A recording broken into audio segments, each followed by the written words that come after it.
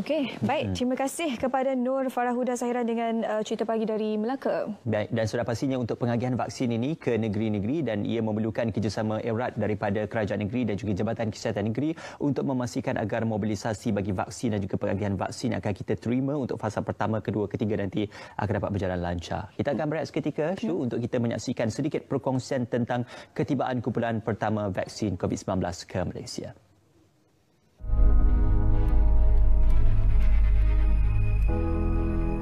Saya akan menjadi antara individu pertama untuk menerima suntikan vaksin COVID-19.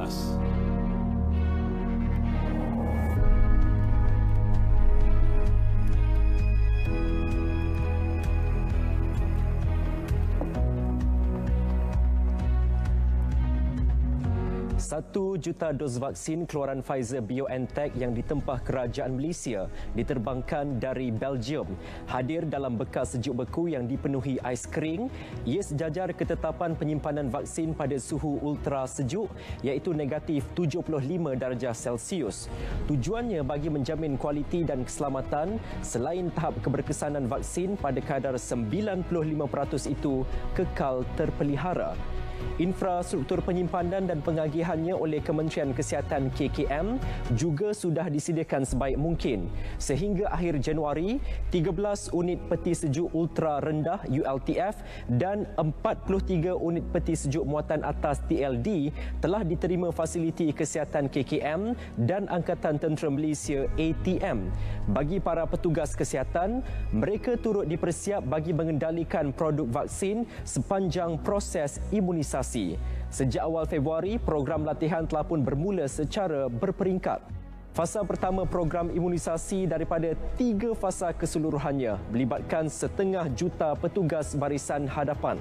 Setiap seorang perlu menerima 2 suntikan dengan dos kedua diberi pada hari ke-28. Justru penilaian risiko perlu mengambil kira faktor demografi dan kewangan penerima vaksin bagi memastikan mereka dapat kembali mendapatkan dos kedua. Ia sekaligus memberi cabaran besar.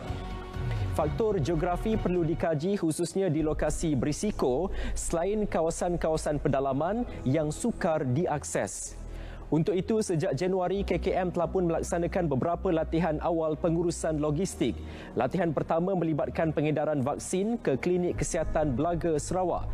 Ia terletak 178 km atau 4 jam perjalanan darat dari bandar terdekat iaitu Bintulu.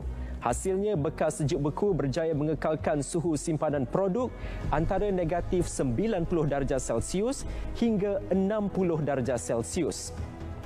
Saudara, impak penularan COVID-19 terhadap aspek kesihatan, sosial dan ekonomi hanya akan dilihat setelah program imunisasi besar-besaran dilakukan.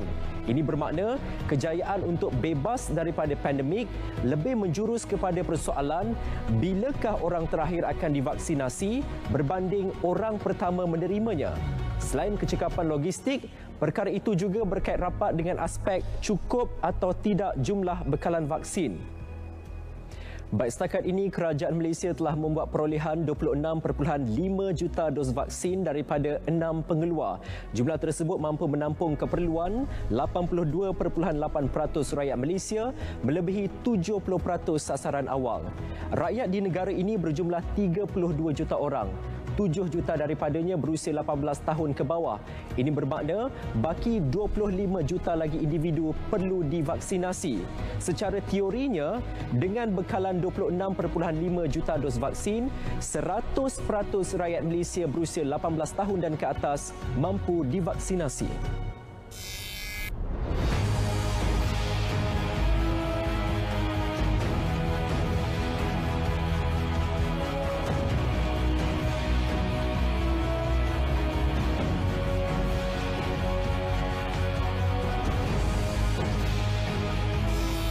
Jelas sekali persiapan rapi sudah dilakukan. Cabarannya kini ialah aspek pelaksanaan.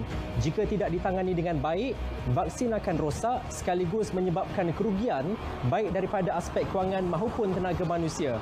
Justru, marilah seluruh rakyat Malaysia menggembling tenaga dan sumber yang ada bagi menjayakan program imunisasi kebangsaan ini.